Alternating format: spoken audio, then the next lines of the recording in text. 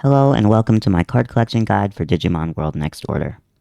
If you're looking for a 100% on this game, I want to make this grindy achievement as painless as possible, because for some people, it's what makes them quit. Before I show you the specific routes I used each day to maximize card collection, I want to give you all tips for making the achievement feel better to get. With the right strategy, the grind is much more bearable. First, don't save card collection as the last endgame achievement you do. If you work on card collection while working towards some of the other more engaging achievements, it will break up the monotony. Some of these achievements include getting max tamer level, getting 1 million bits, clearing all the tournament battles, maximizing building levels, and clearing all the extra dungeons. With my routes, it leaves a couple extra hours in the in-game day to work on some of these other achievements. Also, save your game often. I play on PC, and in my 100% playthrough, which took about 130 hours, give or take, I lost over 10 hours of gameplay to softlocks. There were over 10 softlocks that happened to me. It's actually surprisingly common to get a softlock in Next Order. Most of the softlocks that I had happened to me after using Digimon's special moves. I like to save before entering each dungeon, at the end of the day, right before sleeping as well. Take the time to get strong Digimon for your card runs. It makes all the difference not having to run away from every single enemy while collecting all these material spots. You can also use these strong Digimon to grind tamer level and do the other achievements. All of these routes were designed to maximize the number of times collecting per in-game day. This means all 6 of the routes that I'm going to show you aim for 200 maximum materials collected to get as many hits as possible to try and get cards. I also designed them to minimize the amount of time running. So don't worry, these routes are Bony Resort and Logic Volcano free. You never have to go there again. Without further rambling, let's get right into the full in-game day of card collecting. Okay, so the first route that I'm going to show is Server Desert Hinterland. It's got a spot right away, and then if you turn around backwards, you can get a 5 spot, which is a lot of hits, and it's right next to Dead End Town. I ordered these spots in order from the best to the worst in terms of not much running. And Server Desert Hinterland is the best that I was able to find in the game for not having to run very far, but being able to pick up many, many resources. As you can see, I took the wood as I went into Dead End Town, and when I went out, I got the water, and it's just a little bit faster. And there you have it, the run's already done. The next one is Mod Cape. And Mod Cape, I like to get the water right away, and then I like to get the stone, and then wrap around and get the metal. That way you're not running all the way down and then running all the way back. I really like this one. This is my second favorite route in terms of not having to run very far. There is a little bit of running, but it's not as bad.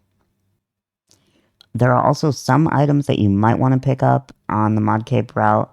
If there's a Celestial Chestnut, you might need that for your next era of Digimon for getting their discipline up.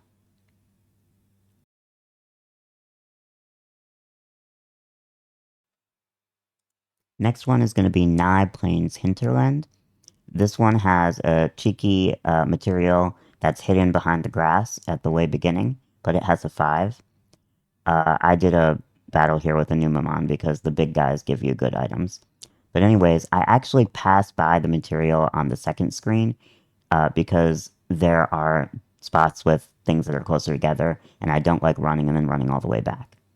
But anyways, I get the tree and the wood, and then I go to this area here, which has so many materials, and it's easy to max out, even skipping that 5 hit. The next one is going to be Absolute Zero, and actually you just turn around and go backwards. This area ends in Faulty Ex Machina, which has a huge open area with like 6 different material spots. So it's a good place to get a max material run. So I just go backwards and then I run through Faulty Ex Machina. You can see which ones I'm skipping, which ones I'm hitting. I like to go for this stone first, and then I double back because it ends up being 200, and then I don't have to run all the way around getting everything. But this is another really good route for getting max materials without running very much.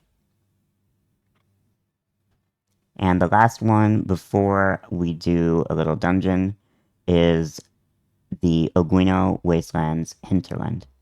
I like to go right and get the 5 hit there, and I just ignore the other material, and then I start doubling back and I go towards Faulty Ex Machina. Because I'm on the other side of Faulty Ex Machina, so those materials still exist. It is cutting it close with the Mod Cape run, but it doesn't actually overlap, so it works out on the same day.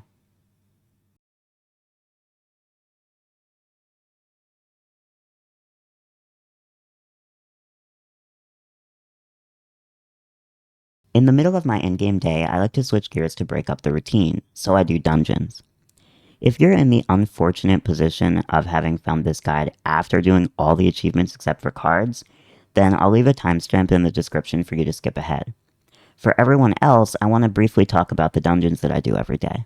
Dungeons Z and M are the ones with the best grindable battles in them, and the others I tend to just run straight through to the bosses. Your mileage will vary based on the strength of your Digimon, so just know the higher up on the list when selecting the Digimon from the menu, the weaker enemies inside tend to be. A good example of that is in this run, I'm fighting the 3 holy Digimon that are to the north after beating the mini boss of Dungeon Z. And this isn't actually the best grinding spot in Dungeon Z. The best grinding spot is the 2 Platinum Numamon and 2 Platinum Sukamon, and they're actually at the south exit after beating the first mini boss. But because my Digimon weren't strong enough yet, I needed to grind these guys to get the stats up. If you're still going for fully upgraded facilities, the materials in the dungeons are some of the rarest and most abundant in the game, especially Red Digizoid, which for some reason is only found in 2 spots in the entire overworld, so I recommend picking them up as needed in the dungeons. Also, speaking to all the recruited Digimon inside the dungeons except Examon, the red dragon looking guy, and Mastamon, the light dark angel looking thing, will give you some really nice rewards like rare materials, stat boosts, extra time for grinding, bits, and Tamer XP, all of which are going to work towards your other achievements. I previously said that Dungeon M has a really good grinding spot, and this is what I'm talking about. Right here, right before you get to the final boss, there are 5 in a cross. And these guys are both really weak and susceptible to AoE moves, and they give you 500 experience per battle. So you're really getting a lot of bang for your buck in this spot. Just make sure you walk into the middle of the cross so that all the Digimon are close enough to be part of the battle each time. Okay, so I have a couple more routes to show you. These routes aren't as good as the others, seeing as they're coming at the end of the day, and that's why I ordered them that way, so that you know which ones to skip if you have other things that you can do for your achievements that aren't card related in an in-game day. The first one is Absolute Zero and go forwards. There's a little bit more running than I like in this one, but it is still a decent route. It's not quite as bad as like Bony Resort or Logic Volcano, but it is a little bit of running. And there's also the problem of even with kind of strong Digimon, those guys will run after you, so you have to do some dodging, which if you really want stress while collecting cards, then maybe you can go for this route, but you might want to find something else to do.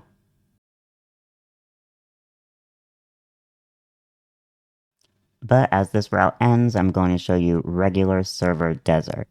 And this one is not a full 200 materials, but the materials are kind of close together, so I ended up including this into my route because I didn't have anything else to do. You're able to just run forwards and you go towards Logic Volcano.